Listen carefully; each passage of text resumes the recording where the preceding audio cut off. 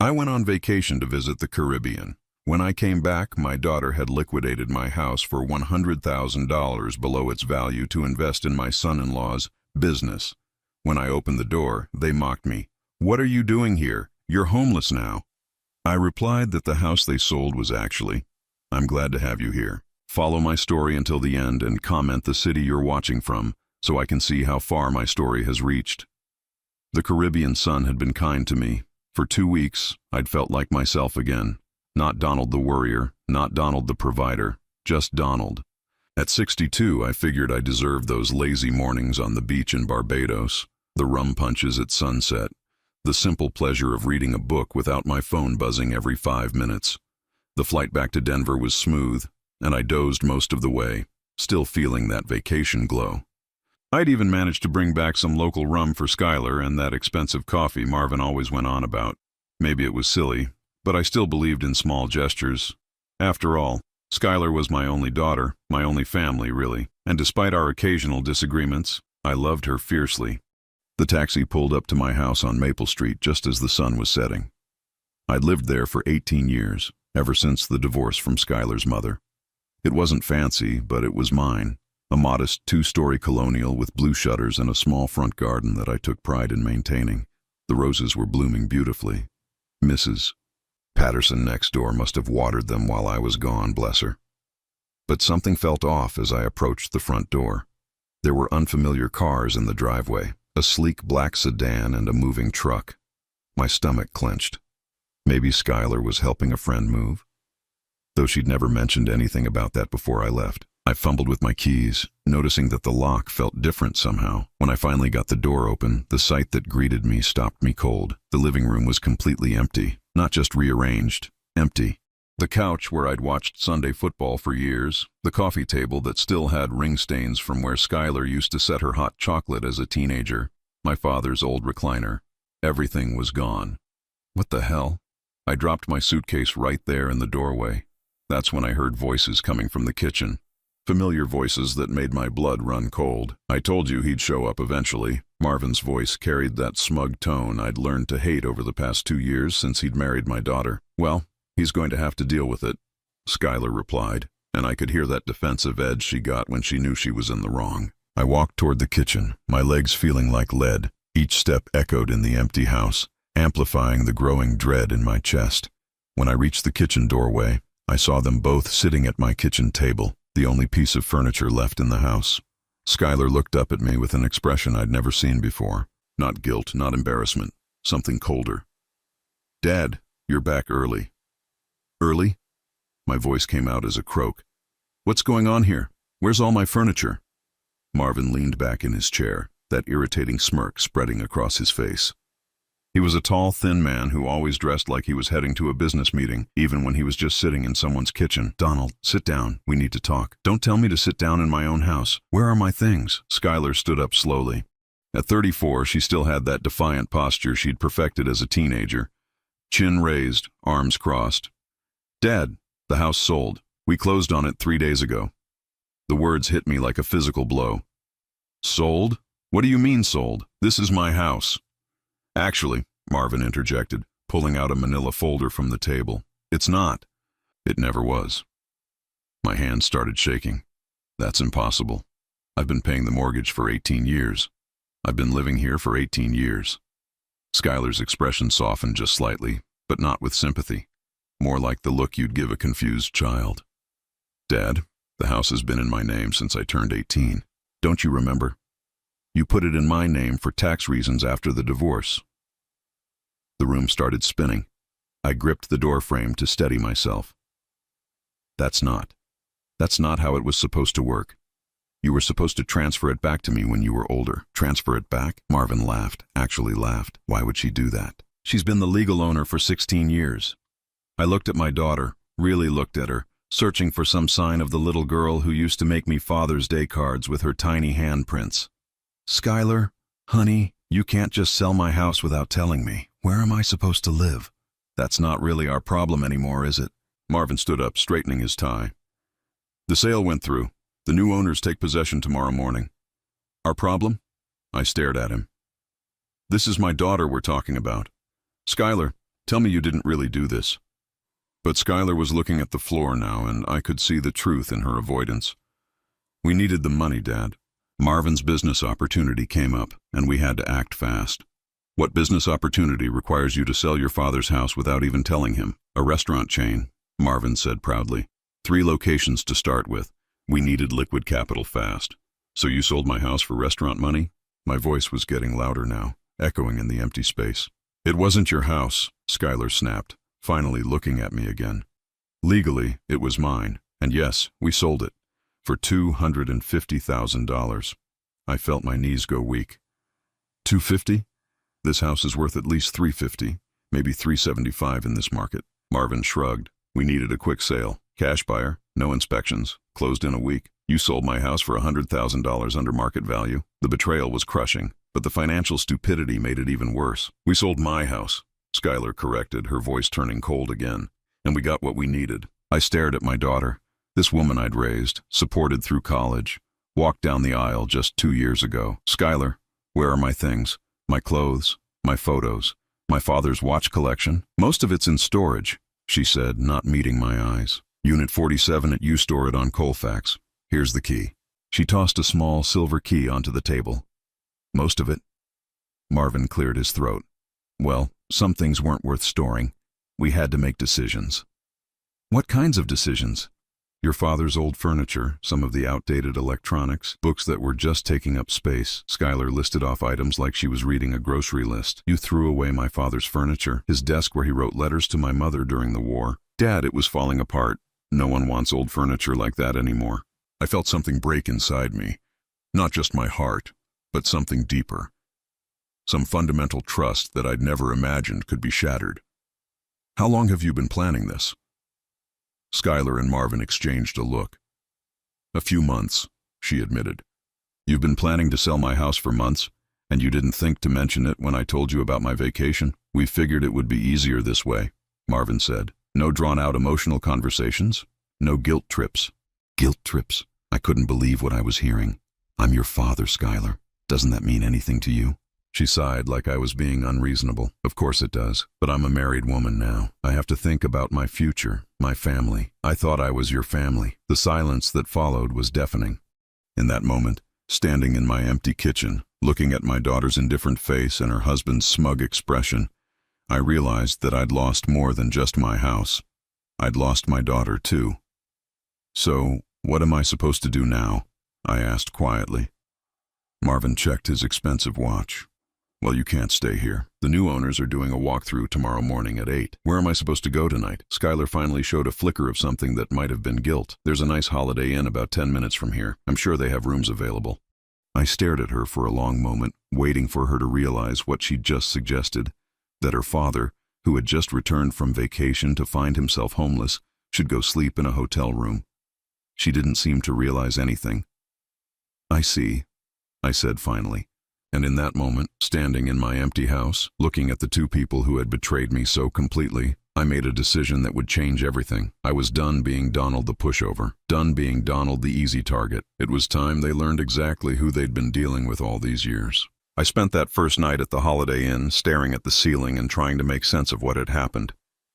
The room smelled like industrial cleaning solution and stale cigarettes, and every time I closed my eyes I could see Skylar's face when she told me to find a hotel. The indifference in her expression haunted me more than anything else. By morning, I'd made a decision. I needed to understand exactly how this had happened. How had I managed to lose my house without even knowing it was possible? I drove to the law offices of Hartwell and Associates downtown. Bill Hartwell had handled my divorce 18 years ago, and if anyone would have records of what happened with the house, it would be him. The building was one of those old Denver brick structures that had been renovated into something modern but still maintained its character. Bill looked older than I remembered. His hair completely gray now, but his handshake was still firm. Donald, good to see you. Though I have to say, you look terrible. I feel terrible. I sat down in the leather chair across from his desk. Bill, I need you to help me understand something. My house on Maple Street. Skylar says it's been in her name since she turned 18. Is that possible?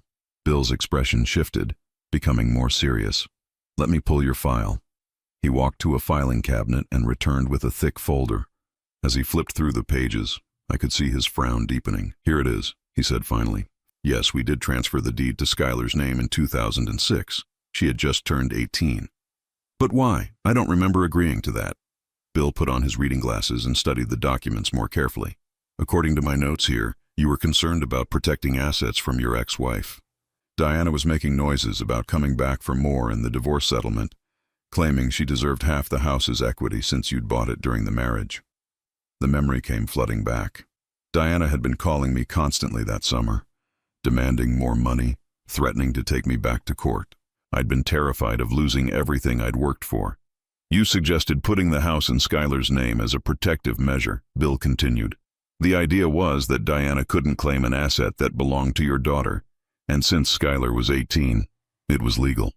But I was supposed to get it back, right? When the divorce was final and Diana couldn't make any more claims." Bill flipped through more pages, his frown deepening.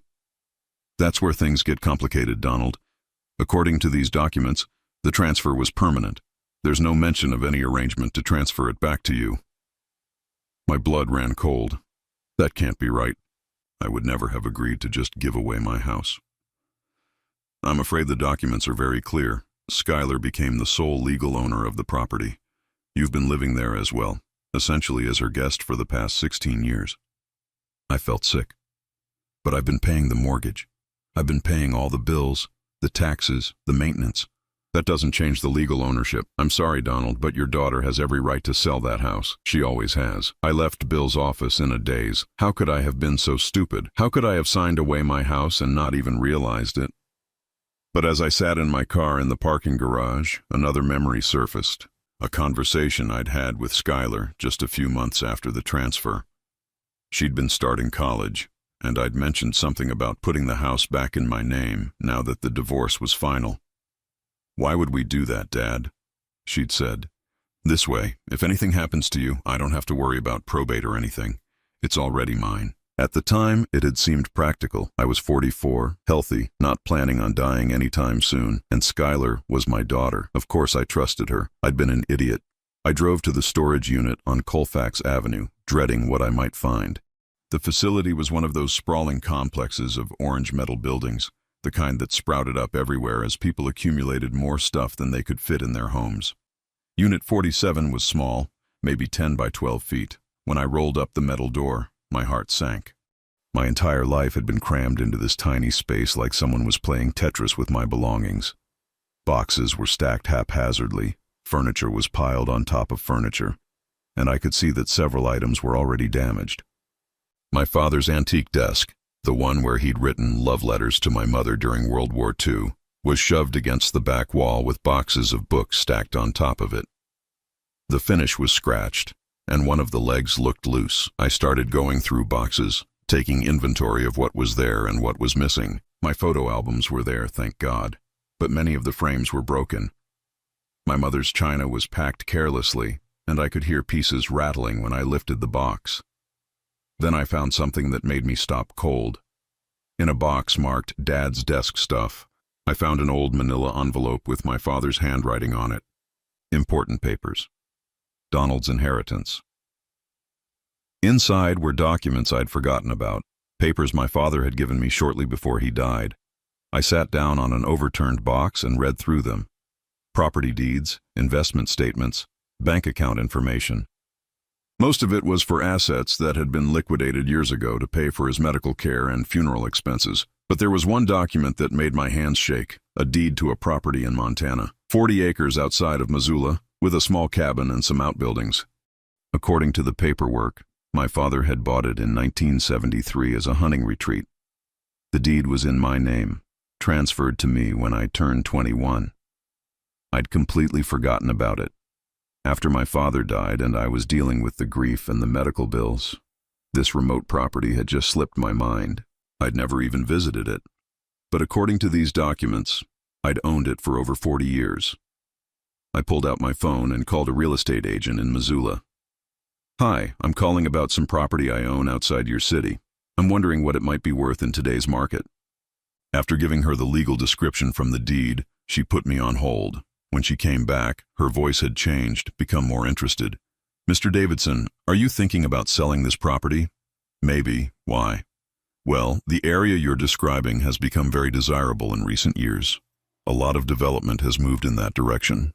Properties like yours, especially with water rights, are going for anywhere from $800,000 to $1.2 million, depending on the exact location and condition." I nearly dropped the phone. "Did you say 1.2 million? That's for premium properties with good access and water rights. But even conservative estimates would put your 40 acres at 700,000 to 800,000. I thanked her and hung up, my mind reeling. While Skylar had been selling my house for $100,000 under market value, I'd been sitting on a property worth almost $1 million, a property she knew nothing about. I spent the rest of the afternoon at the storage unit, going through every box, every document. In another envelope, I found investment statements for accounts I'd forgotten about, CDs that had been automatically renewing for years, even some old savings bonds my parents had bought for me as a child. When I added it all up, I wasn't the broke, homeless old man Skylar and Marvin thought they'd left behind. I was wealthy. For the first time since I'd walked into my empty house, I smiled. Skylar thought she'd been so clever, selling her house out from under me. She thought she'd left me with nothing, forced me to come crawling back to her for help. She had no idea what she'd actually done. She'd set me free. That evening, I sat in my hotel room with a bottle of wine from room service and made a list. Properties to visit, investments to verify, accounts to access. For 18 years, I'd been living like a tenant in my own house, paying bills for a property that wasn't even mine, while sitting on assets worth over $1 million. Tomorrow, I would start the process of claiming what was actually mine. And Skylar and Marvin would discover that they'd played their game with the wrong man. I raised my glass to the empty hotel room. "Here's to new beginnings," I said aloud. Outside my window, Denver sparkled in the darkness, full of possibilities I was just beginning to understand. 3 days after discovering my Montana property, I was sitting in a coffee shop on 16th Street, waiting to meet with Tom Bradley, a private investigator I'd hired to look into Marvin's business ventures. I'd spent 40 years in accounting before retiring, and something about Marvin's story didn't add up. Restaurant chains didn't just appear overnight, and legitimate businesses didn't require someone to sell their house for quick cash. Tom was a former Denver police detective, recommended by Bill Hartwell. He was a compact man in his 50s with graying temples and the kind of observant eyes that made you feel like he was cataloging everything about you. "Donald," he said, sliding into the booth across from me, "I've got some interesting information about your son-in-law." He opened a manila folder and spread several documents across the table. "Marvin James Patterson, age 36, born in Las Vegas, moved to Denver 4 years ago. That's when he met your daughter, right?" "About that time, yes. They met at some charity fundraiser downtown." "Right. Well, here's where it gets interesting." Tom pointed to a background check report. "Marvin's got quite a history in Nevada. 3 arrests for gambling-related offenses, 1 conviction for check fraud, and here's the kicker. He was investigated twice for running illegal gambling operations." My stomach dropped. Investigated? Never convicted on the gambling charges. Charges were dropped both times, probably due to lack of evidence or witnesses who suddenly developed amnesia. Tom flipped to another page. "But here's what's really concerning. This restaurant chain he told you about, it doesn't exist." "What do you mean it doesn't exist?" Tom pulled out his laptop and turned it toward me. I searched business registrations in Colorado, Wyoming, Utah, and New Mexico. No restaurant chain registered to Marvin Patterson or any variation of his name. No business licenses, no permits, no incorporation papers. I stared at the screen, feeling a familiar knot forming in my stomach. So what did he do with the money from the house? That's where it gets really interesting. Tom pulled out bank records. "I have a contact who was able to trace some financial activity. The $250,000 from your house sale went into an account Marvin opened just 2 weeks before the closing. 2 weeks, so he was planning this. Gets better. Within 72 hours of the money hitting that account, most of it was withdrawn in cash. Large withdrawals, all just under the $10,000 reporting limit. I felt sick. He's laundering money. That would be my guess, but here's the part that's going to really interest you." Tom leaned forward, lowering his voice. "I did some digging into his associates here in Denver. Marvin's been hanging around some very unsavory characters. Bobby Torino, Mickey Castellano. These are guys who run high-stakes poker games in warehouse districts, loan money at 20% interest, that kind of thing. Loan sharks. Exactly. And according to my sources, Marvin owes them a considerable amount of money. We're talking six figures. I leaned back in the booth, trying to process this information. So he sold my house to pay gambling debts. That's what it looks like. And your daughter either knows and doesn't care, or she's been completely fooled by his restaurant story. I thought about Skylar's behavior when I'd confronted them in the kitchen, the way she'd avoided my eyes, the defensive tone in her voice. She knows. Tom nodded grimly. I was afraid of that. There's more, Donald. Marvin's not just in debt to these guys. He's working for them now. What do you mean working for them? My contact says he's been running a sports betting operation out of a bar on the south side, taking bets, collecting money, probably skimming a percentage for himself. It's all illegal, and if he gets caught, he's looking at serious federal charges. I felt my world shifting again, and my daughter is married to him, which makes her potentially complicit. If she knows about his activities and benefits from them financially, she could be charged as an accessory. I sat there in silence, watching the pedestrians walk past the coffee shop window. Normal people living normal lives, not dealing with criminal sons-in-law and daughters who sold their father's houses to fund illegal gambling operations. There's something else, Tom said quietly. I think Marvin might be planning to run. Run where? My source says Bobby Torino's getting impatient about the money Marvin owes him. The $250 from your house was just a down payment. Marvin still owes them at least another $100,000, and word is he doesn't have it. So what does that mean? It means Marvin's in serious danger. These aren't the kind of guys who accept late payments, and if he's smart, he's already making plans to disappear before they decide to collect in other ways. I thought about Skylar, my little girl who used to build blanket forts in the living room and make me tea parties with her stuffed animals. What about my daughter? Tom's expression softened slightly. That depends on how much she knows and how involved she is. If she's just been naive and trusted the wrong guy, she might be able to get out of this relatively clean. But if she's been actively participating in his schemes, she could go to prison. It's possible. I stared at the document spread across the table, evidence of my son-in-law's criminal activities and my daughter's potential involvement. Part of me wanted to call Skylar right now, warn her, beg her to leave Marvin before it was too late. But then I remembered her face in that empty kitchen, the coldness when she'd told me to find a hotel, the casual cruelty when she'd described throwing away my father's furniture. Donald, Tom said gently, I know this is your daughter we're talking about. If you want to try to help her, to warn her somehow. I shook my head. She made her choice when she decided to sell my house to fund a criminal operation. She chose Marvin over me.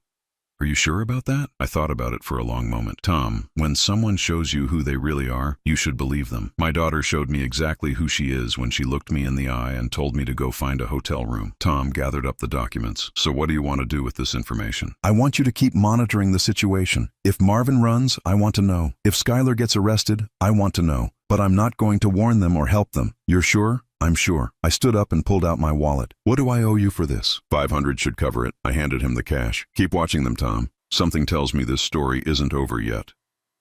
That evening, I sat in my hotel room with a glass of whiskey, thinking about everything Tom had told me. My daughter wasn't just complicit in selling my house. She was potentially complicit in criminal activity. The sweet little girl who used to curl up in my lap to watch cartoons had become someone I didn't recognize. But maybe that wasn't entirely true. Maybe the signs had been there all along, and I'd just chosen not to see them. I remembered when Skylar was in college how she'd called me crying about being broke, needing money for books or rent or some emergency. I'd always sent whatever she asked for, no questions asked. But then I'd started noticing that her social media was full of pictures from expensive restaurants and shopping trips. When I'd mentioned it once, she'd gotten angry, accused me of not trusting her. I should have trusted my instincts then. I thought about her engagement to Marvin, how quickly it had all happened. They'd known each other for 6 months when he proposed, married 6 months after that. I'd thought it was romantic at the time, but now I wondered if there had been other motivations. Had Marvin targeted her specifically because of the house? Because he'd somehow found out that she owned valuable property? The more I thought about it, the more sense it made. A criminal with gambling debts doesn't just randomly fall in love with the daughter of a middle-class accountant. He does research, he finds targets. And Skylar, with her legal ownership of a $350,000 house, would have been a perfect target. My phone buzzed with a text message. Skylar, Dad, we need to talk. Can you meet me for coffee tomorrow? I stared at the message for a long time before responding. No. Her reply came back almost immediately.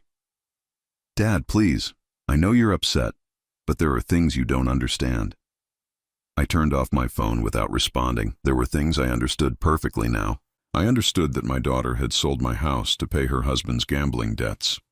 I understood that she was probably involved in illegal activities. And I understood that she was only reaching out now because something had gone wrong. Maybe Marvin's criminal associates were closing in. Maybe she was starting to realize the danger she was in, or maybe she just needed more money and thought she could manipulate me one more time. But I was done being manipulated, done being the convenient solution to other people's problems. Tomorrow I would start making arrangements to visit my property in Montana. It was time to see what my father had left me. Time to start building a new life away from the wreckage of my old one. If Skylar wanted to save herself from the mess she'd created, she'd have to do it without my help. She'd made it clear that I wasn't part of her family anymore. Now she was about to learn what that really meant. The flight to Missoula was the first time in months that I felt genuinely excited about something. As the plane descended through the Montana sky, I could see endless expanses of forest and mountains, a landscape so different from Denver's urban sprawl that it felt like entering another world entirely. I'd rented a truck at the airport and drove the 45 minutes to the property with directions provided by a local real estate agent named Sarah Chen. She'd offered to meet me there, but I'd declined. I wanted to see my inheritance alone first, to understand what my father had left me without any outside influence. The dirt road leading to the property was rougher than I'd expected, winding through stands of pine and aspen trees. When I finally reached the clearing where the cabin sat, I had to stop the truck and just stare. The photographs in my father's papers hadn't done it justice. The cabin was larger than I'd imagined, a solid log structure with a stone chimney and a wraparound porch that faced a small lake. The setting was breathtaking, mountains rising on all sides, the water reflecting the afternoon sky like a mirror. I walked around the property for over an hour, taking it all in. There was a small barn, a workshop, and what looked like a guest cabin closer to the lake. Everything was weathered but structurally sound. Someone had been maintaining it. Probably a property management company my father had arranged before he died. Inside the main cabin I found rustic but comfortable furnishings. A stone fireplace dominated one wall of the living room, and large windows offered spectacular views of the lake and mountains. The kitchen was simple but functional, and there were 3 bedrooms, including a master suite that opened onto a private deck. It was beautiful. More than beautiful. It was peaceful in a way I hadn't experienced in years. I was exploring the workshop when I found something that stopped me cold. In an old wooden chest tucked under a workbench, I discovered a stack of envelopes tied with string. The handwriting on the top envelope was my mother's. "For Donald, when he's ready to understand," it read. My hand shook as I untied the string and opened the first envelope. Inside was a letter dated just 3 months before my mother died, written in her careful script. "My dearest Donald," it began. "If you're reading this, then you finally found your way to the Montana property. Your father and I always hoped you would, someday when you needed a place to start over." I sat down heavily on an old wooden crate and continued reading. "There are things I never told you about our family's history, things I thought might burden you unnecessarily while you were building your own life. But I realize now that these secrets might actually be gifts, especially if you ever find yourself in a position where you need to start fresh." The letter went on to explain things about my parents' past that I'd never known. My father hadn't just been a factory worker, as I'd always believed. He'd been an inventor who'd developed several patents for industrial equipment. Most of the money from those patents had gone into purchasing and developing properties, not just the Montana cabin, but several other investments across the West. "Your father was always worried about economic uncertainty," my mother wrote. "He remembered the Depression, how quickly everything could disappear. So he spread our assets across different states, different types of investments. Some are in property, some in businesses, some in accounts that have been growing quietly for decades. My heart was pounding as I opened the second envelope. Inside were more documents, deeds, investment statements, business partnership agreements, properties in Wyoming, Utah, and Colorado, shares in mining operations and timber companies, bank accounts that had been accruing interest for 20 years. The third envelope contained what appeared to be a will, but not the one that had been read after my mother's death. "This is the real will," the accompanying letter explained. "The one the lawyers read was only for the assets I wanted to make public. These other investments I'm leaving specifically to you, Donald, because I know you have your father's practical nature and his understanding of the value of security." I spent the next 2 hours going through every document, making notes, trying to calculate the total value of what my mother had left me. Properties that had appreciated significantly over the past 20 years, investment accounts that had been quietly growing, business partnerships that were still generating income. When I finally added it all up, I had to double-check my math. The total value was over $2.8 million. I sat back against the workshop wall, stunned.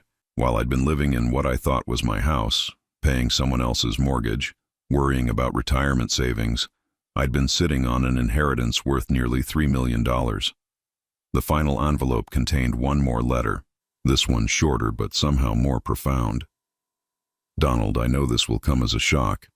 I wanted to tell you about these assets while I was alive, but your father made me promise to wait until you truly needed them. He believed that having too much security too early in life could make a person soft, complacent. He wanted you to build your own character first, to understand the value of work and struggle." Tears stung my eyes as I read her words, but he also believed that there comes a time in every person's life when they need the freedom to make choices based on what's right, not what's financially necessary. If you're reading this, then that time has come for you.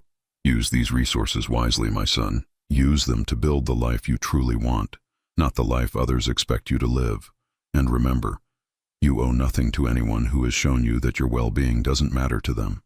I folded the letter carefully and sat in the growing dusk, listening to the sound of wind through the pine trees and water lapping gently against the lake shore. My mother had been dead for 15 years, but somehow she'd reached across time to give me exactly what I needed at exactly the right moment. Not just money, but permission. Permission to put myself first. Permission to walk away from people who didn't value me. Permission to be free. I called Sarah Chen, the real estate agent, and asked her to recommend a good attorney in Missoula. Within an hour, I was sitting in the law offices of Morrison and Associates, explaining my situation to Patricia Morrison, a sharp-eyed woman in her 60s who specialized in estate and property law. "These documents all appear to be in order," she said after reviewing my mother's papers. "The properties are legitimately yours, the investment accounts are accessible with proper identification, and the business partnerships are still active and profitable. How long will it take to access everything?" "Most of the accounts can be activated within a few days. The properties might take a week or two to fully transfer into your active name, but you already own them legally." She looked up from the papers. "Mr. Davidson, do you mind me asking why you're just discovering this inheritance now?" I told her about the house sale, about Skylar and Marvin, about finding my father's papers in the storage unit. Patricia listened without judgment, occasionally making notes. "I see," she said when I finished. "So you're looking to establish a new life, independent of your previous connections." "Exactly." "Well, these assets certainly give you that freedom. Have you thought about what you want to do?" I looked out her office window at the Montana mountains rising in the distance. "I think I want to stay here, at least for a while. Maybe permanently." Patricia smiled. "Montana's a good place for fresh starts. Let me make some calls, get the paperwork started. You could be accessing your accounts by the end of the week." That evening, I had dinner at a small restaurant in Missoula, trying to process everything that had happened. In the span of a week, I'd gone from thinking I was homeless and betrayed to discovering I was independently wealthy with multiple properties across the western United States. My phone buzzed with another text from Skylar. "Dad, please call me. Something's happened with Marvin. I need your help." I stared at the message for a long moment, then deleted it without responding. Whatever was happening with Marvin was the consequence of choices Skylar had made. She'd chosen to trust a criminal over her own father. She'd chosen to sell my house to fund illegal activities. She'd chosen to treat me like I was disposable. Now she would have to live with those choices. I ordered another glass of wine and watched the sun set over the mountains, painting the sky in shades of gold and purple. Tomorrow I would start the process of claiming my inheritance, of building a new life in this beautiful place my parents had chosen for me decades ago. For the first time in years, I felt truly hopeful. And for the first time since walking into my empty house, I didn't think about Skylar at all. I'd been in Montana for 2 weeks, settling into the cabin and working with Patricia Morrison to access my inheritance, when Tom Bradley called with an update that would change everything. "Donald, you need to hear this." Tom's voice was urgent over the phone. "Things are moving fast with your son-in-law, and not in a good way for him or your daughter." I was sitting on the cabin's front porch, watching the morning mist rise from the lake. The peaceful setting made Tom's news feel surreal, like hearing about a war happening in another country. "What's going on?" "First, the good news, if you can call it that. The FBI raided Marvin's gambling operation 3 days ago. They've been building a case for months, and they finally had enough evidence to move." My coffee grew cold in my hands. Was Skylar there? No, but here's where it gets complicated. They found financial records that directly implicate her. Bank statements showing transfers from the house sale directly to accounts Marvin was using for the gambling operation. She's been listed as a person of interest. I closed my eyes, feeling the weight of what Tom was telling me. So she's going to be arrested? Probably, but there's more. Marvin didn't go quietly. When the FBI showed up, he tried to run and ended up crashing his car into a tree about 2 miles from the warehouse. He's in the hospital with a broken leg and a concussion. And Skylar? That's where this gets really interesting. She's been calling everyone she can think of, trying to raise money for his bail and legal fees. She started with your mutual friends, then moved on to distant relatives. Everyone's been telling her the same thing. They don't have that kind of money. I could picture Skylar making those calls, probably using the same desperate tone she'd used when she needed money in college. The difference was, this time she wasn't asking for help with rent or books. She was asking people to fund a criminal defense. "How much bail are we talking about?" $500,000. And that's just for Marvin. If they arrest Skylar, when they arrest her, she'll need her own bail money and lawyer. I did quick math in my head. Even if she could raise 10% for a bail bondsman, she'd need $50,000 for Marvin alone. She doesn't have that kind of money. No, she doesn't. Which brings me to the reason I'm calling. 3 days ago, Skylar hired a private investigator to try to find you. That got my attention. Find me? She knows you left Denver, but she doesn't know where you went. The PI she hired is asking questions at hotels, rental car companies, even called your old employer, asking if anyone knew how to reach you. I felt a chill that had nothing to do with the Montana morning air. She's trying to track me down. It gets worse. Yesterday, she filed a missing person report with the Denver police, claiming you disappeared without telling anyone where you were going, and she's worried about your mental state. My mental state? According to the report, she told police that you've been acting erratically since the house sale, that you made concerning statements about not wanting to live anymore, and that she's afraid you might hurt yourself. The manipulation was breathtaking in its audacity. She's trying to make it look like I'm suicidal so the police will help her find me. That's exactly what she's doing. And if they do find you, she'll probably show up with some story about how worried she's been, how much she loves you, how she needs your help during this difficult time. I stood up and walked to the porch railing, looking out over the lake.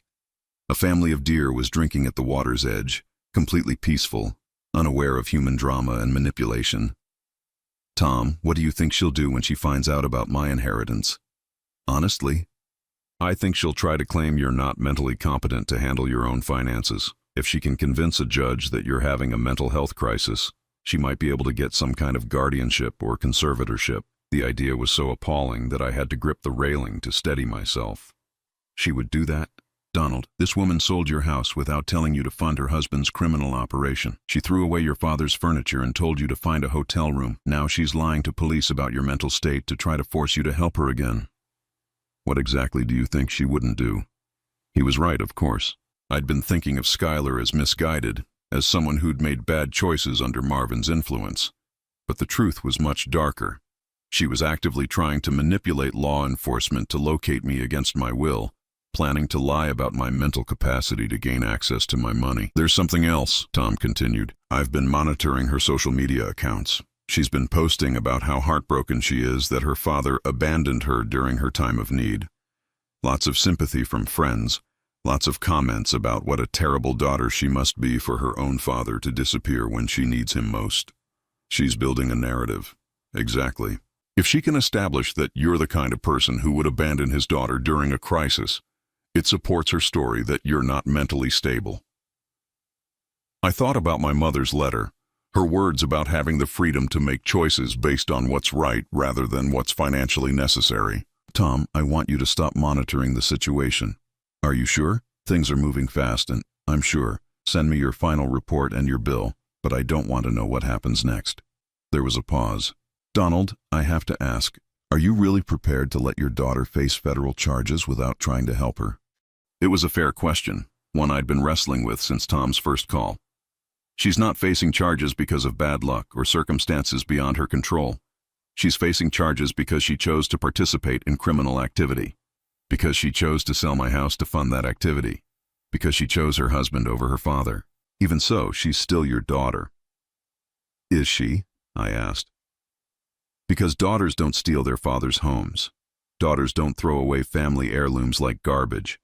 Daughters don't lie to police to try to force their fathers to rescue them from consequences they brought on themselves. Tom was quiet for a moment. What if she really does love you and just made terrible mistakes? Then she would have called me to apologize, not to ask for money. She would have tried to make things right before her world started falling apart, not after. I could hear Tom typing on his computer. All right, Donald, I'll send you my final report by email. But can I give you one piece of advice? Of course. Change your phone number. Get a new cell phone, new service provider, everything. If Skylar is determined to find you, eventually she will. And when she does, you don't want her to be able to reach you unless you decide to let her. After I hung up, I sat on the porch for a long time thinking about Tom's advice. Changing my phone number felt like such a final step, cutting the last thread that connected me to my old life. But maybe that's exactly what I needed to do. I drove into Missoula that afternoon and bought a new phone with a Montana number. When I got back to the cabin, I called Patricia Morrison and gave her the new number, then did the same with the property management company and my bank. My old phone, with all its missed calls and desperate text messages from Skylar, I turned off and put in a drawer. That evening, I built a fire in the cabin's fireplace and sat watching the flames dance against the stone hearth. Outside, snow was beginning to fall, the first of the season. The mountains were disappearing into white silence. For the first time in weeks, my phone didn't buzz with messages from my daughter. No desperate pleas for help, no guilt-inducing questions about how I could abandon her in her time of need, just silence. And in that silence, I finally understood what my mother had meant about the freedom to make choices based on what's right, rather than what's financially necessary. I'd spent 62 years believing that family obligations trumped everything else, that being a good father meant sacrificing my own well-being for my daughter's benefit, no matter what she did or how she treated me. But sitting in my father's cabin, surrounded by the inheritance my parents had carefully preserved for me, I realized that enabling someone's destructive behavior isn't love, it's cowardice. Real love sometimes means stepping back and letting people face the consequences of their choices, even when that person is your daughter, even when it breaks your heart. The snow continued to fall, blanketing the mountains in pristine white. Tomorrow, I would wake up in my own home, on my own land, with my own money, beholden to no one who didn't value me. For the first time in my adult life, I was truly free, and I intended to stay that way. 6 months later, I was sitting on my porch watching the spring ice break up on the lake when I saw a car I didn't recognize coming up the dirt road. My first instinct was concern. Very few people knew where I lived, and I'd grown to treasure my privacy. The car was a rental sedan, clearly not built for mountain roads. It stopped near my truck, and I watched as a woman got out, looking around uncertainly at the cabin and the lake beyond. It took me a moment to recognize her. Skylar looked thin, older than her 34 years, wearing jeans and a simple sweater that were a far cry from the designer clothes she'd favored during her marriage to Marvin. I didn't get up from my chair. I just sat there, coffee growing cold in my hands, watching my daughter approach the porch like she was walking through a minefield. "Hi, Dad." Her voice was small, uncertain. The confident woman who'd told me to find a hotel room was gone, replaced by someone who looked like she hadn't been sleeping well. "Skylar," I kept my voice neutral. "How did you find me?" "It took a while, and cost money I didn't really have." She stopped at the bottom of the porch steps, not presuming to come up without invitation. Can we talk? I studied her face, looking for signs of the manipulation I'd grown to expect, but she just looked tired, defeated. Depends on what you want to talk about. I want to apologize. For which part? She flinched at that. All of it. The house, the way I treated you, the things I said, everything. I gestured to one of the empty chairs on the porch. She climbed the steps slowly and sat down, keeping careful distance between us. Marvin pleaded guilty, she said after a long moment, to all the gambling charges, money laundering, everything. He got 8 years in federal prison. And you? I took a plea deal, 2 years probation, community service, restitution payments. She looked out at the lake. I had to testify against him to get it. That must have been difficult. She let out a bitter laugh. You know what was difficult? Realizing that the man I destroyed my relationship with my father for was never the person I thought he was. Finding out that he'd been planning to leave me and disappear with whatever money was left from the house sale, I absorbed this information without surprise. When did you find that out? During the investigation. The FBI found evidence that he'd been setting up bank accounts in other states, making plans to run if things went bad. I was never part of those plans. She turned to look at me. He was going to abandon me the same way I abandoned you. I see. Dad, I lost everything. The house is gone, obviously. Our apartment, our cars, our bank accounts, all seized as proceeds of criminal activity. I'm living in a studio apartment and working at a grocery store. She seemed to expect some response to this, but I remained silent. I know I have no right to ask, she continued, but I was hoping maybe we could start over. Maybe I could make things right between us. I took a sip of my cold coffee, studying her face. What does making things right look like to you, Skylar? I don't know.